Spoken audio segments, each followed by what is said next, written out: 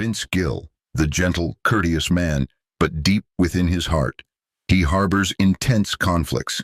He is revered by the whole world as the gentleman of country music, with 21 Grammy Awards and decades at the pinnacle of Nashville. A humble, soft-spoken person, always wearing a smile. But at age 68, he unexpectedly revealed a truth that fans never anticipated. That is the list of 7 artists he hates the most. Not out of jealousy, but because he believes they have betrayed the core of country music. Vince Gill is never loud. He doesn't like public arguments. But the silence, the avoidance, and the fleeting words backstage have painted a portrait of a man who is both proud and pained. Why would an artist respected by all of Nashville choose to boycott big names? Is it extreme conservatism, or the final voice to protect tradition? In this video, we will go through each name together, each conflict, each silent encounter, to understand why Vince Gill has maintained such a cold distance.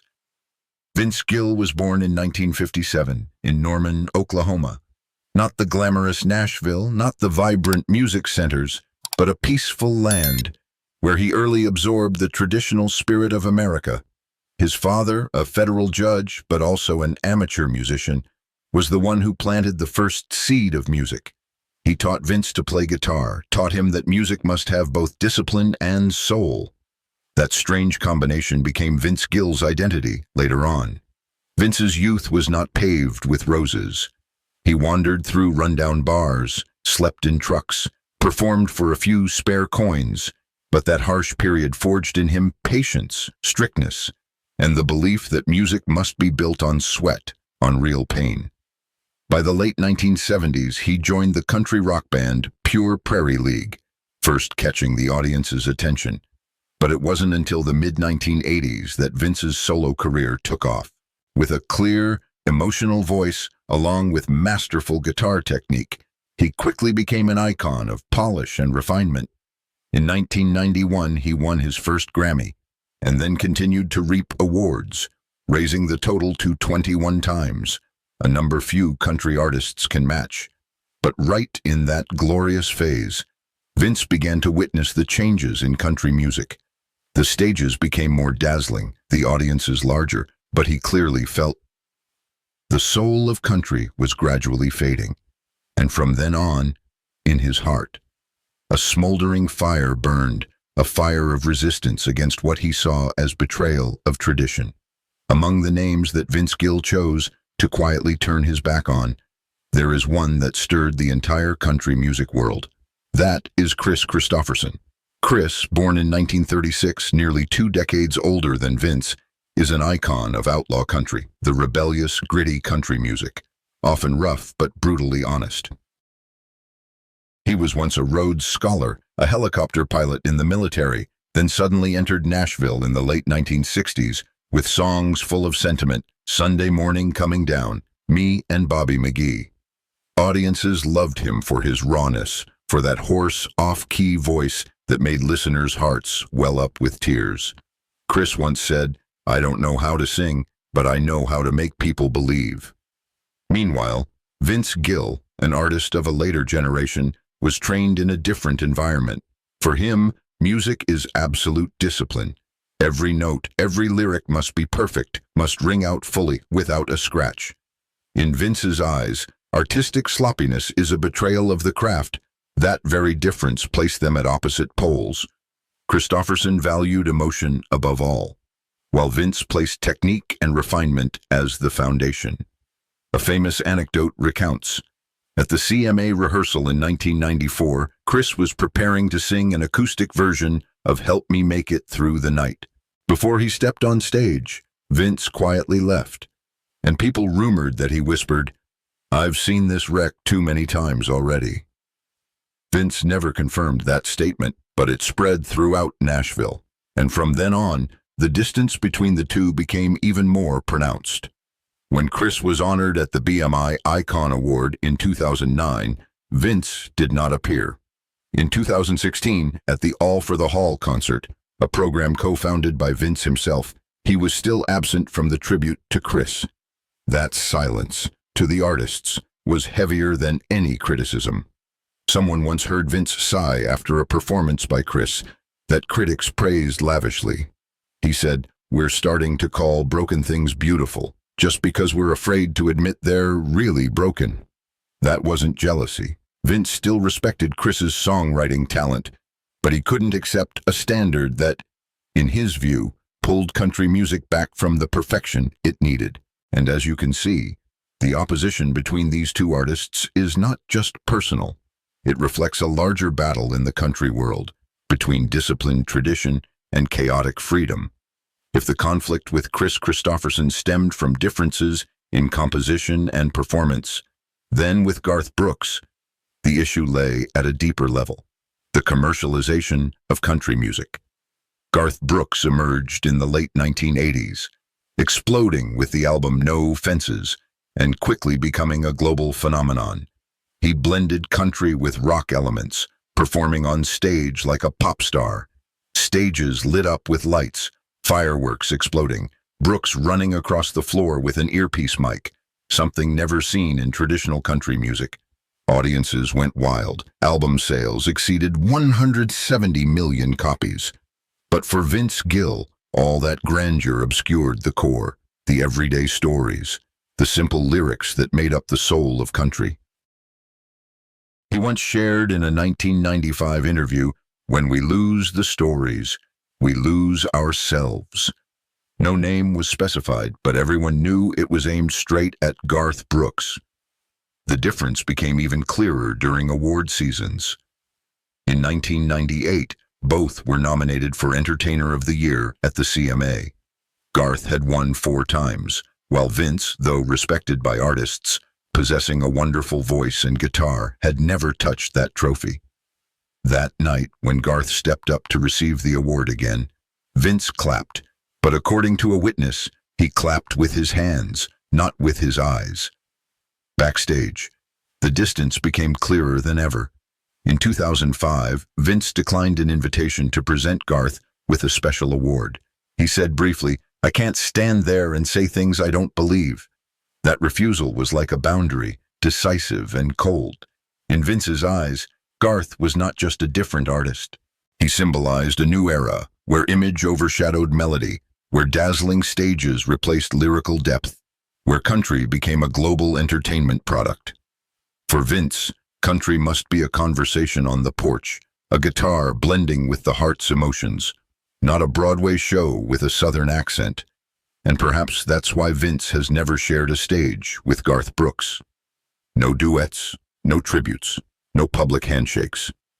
Only silent distance, silent but weighty.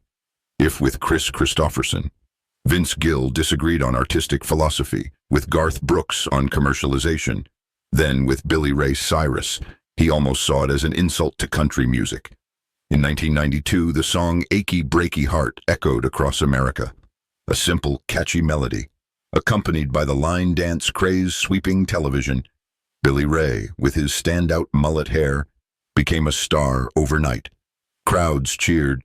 The song spread through bars, dance floors, and even places that had never heard country before. Yet, while audiences were dancing, Vince Gill felt outraged. Backstage at the CMA in 1993, he was overheard bitterly saying, "That song set country back 10 years. And for Vince, that wasn't a joke.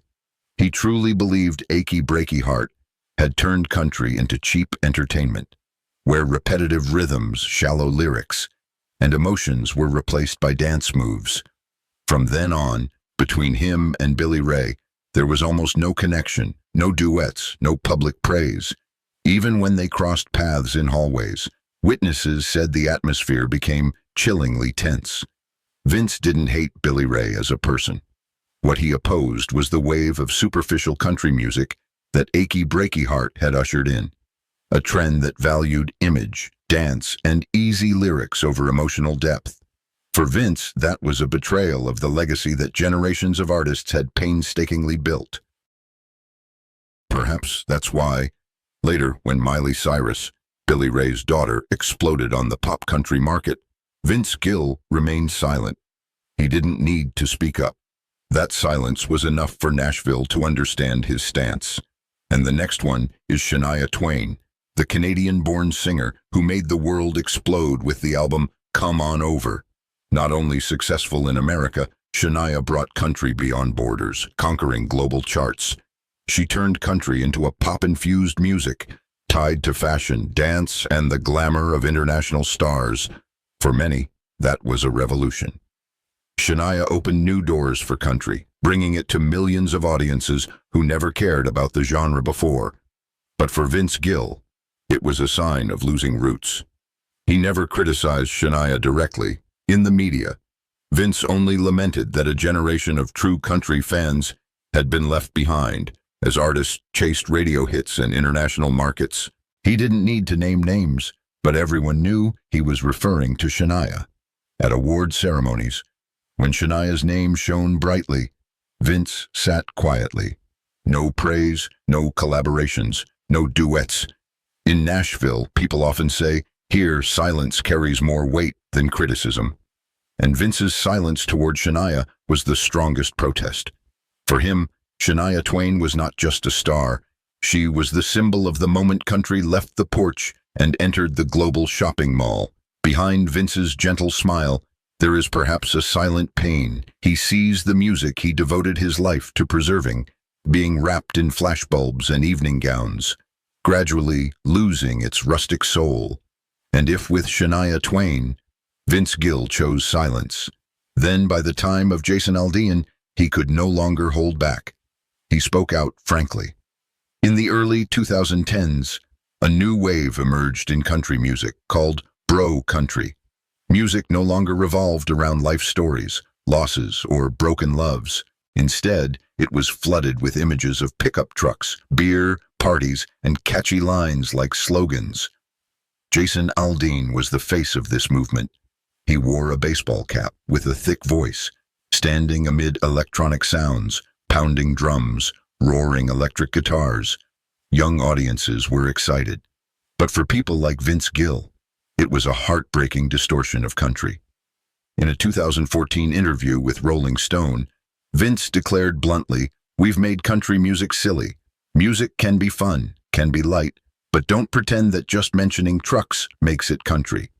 That comment was not just a stab at bro country, but aimed straight at Jason Aldean. And then, Nashville audiences saw clearly. Vince began refusing to attend festivals, award shows where Jason was the main star. For Vince, this wasn't merely about style. He saw bro country as an identity crisis. It erased the tradition of storytelling through music, replacing it with empty slogans. In his eyes, it wasn't country anymore, just fleeting entertainment, wearing a southern coat to sell tickets easily. Just think, a person like Vince, who spent his life preserving the refinement, discipline, and depth of country. How could he sit still when a whole new generation of artists turned it into noisy radio parties? Perhaps that's why, when mentioning Jason Aldean and bro country, Vince Gill no longer hid his disappointment. This was one of the few times in his career that he spoke the truth so rawly. And surprisingly, in the list of names that make Vince Gill uncomfortable, there appears an artist, not at all from country music. That is Kanye West. Why is that? Because for Vince, Kanye isn't just a rapper or a pop star. He sees Kanye as the symbol of a new music era, where arrogant ego, showiness, and performances completely overshadow the spiritual value of art. In 2016, just weeks after Kanye declared himself the greatest artist of all time, Vince Gill shared in an interview, "I see many young artists walk into a room and expect the world to bow. In my time, people were only respected after learning to listen first." He didn't need to name names, but all of Nashville understood it was a direct hit at Kanye's image. For Vince, music is service. It's a gift for the listener, a sharing, not a declaration of one's greatness. That's why Kanye, with his self-aggrandizing style, extravagant stages, noisy personal life, became the complete opposite of what Vince Gill cherished.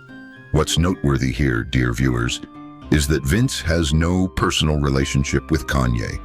They've never collaborated, never met, But in Vince's mind, Kanye symbolizes a music world he no longer recognizes. A world chasing virality, scandals, more than depth and sincerity. One could say, when mentioning Kanye West, Vince Gill is sending a message. Music isn't a stage for ego. It's where the heart is heard. And at age 68, after a lifetime witnessing so many changes, perhaps that's why he bundled all his dissatisfaction in the image of Kanye, as a warning to the next generation. After going through this entire journey, we see clearly the portrait of a man. Vince Gill, gentle, courteous, with a sweet voice, but deep inside is a resolute soul, uncompromising, refusing to accept the fading of tradition. The list of 7 names he hates the most isn't just specific people. It's symbols for the trends, the waves that have and are changing the face of country music. Each name is a piece, and when put together, we see the big picture, the tug-of-war between tradition and innovation, between depth and surface, between soul and commerce. Vince Gill, at 68, may have chosen silence over confrontation, but that silence speaks more than 1,000 words. He wants to leave a mark. That country music was born from wooden porches, from rustic guitar sounds and everyday stories. It shouldn't be lost in stage lights, mass dances, or artists' arrogant egos. Dear viewers, the big question remains, was Vince Gill right to staunchly protect tradition, or was he too extreme, unwilling to accept that music, like life, must always change? Please leave a comment to chat together about country music memories. Please like, share, and subscribe to the channel so we can continue journeying together, revisiting the stories behind the stage lights.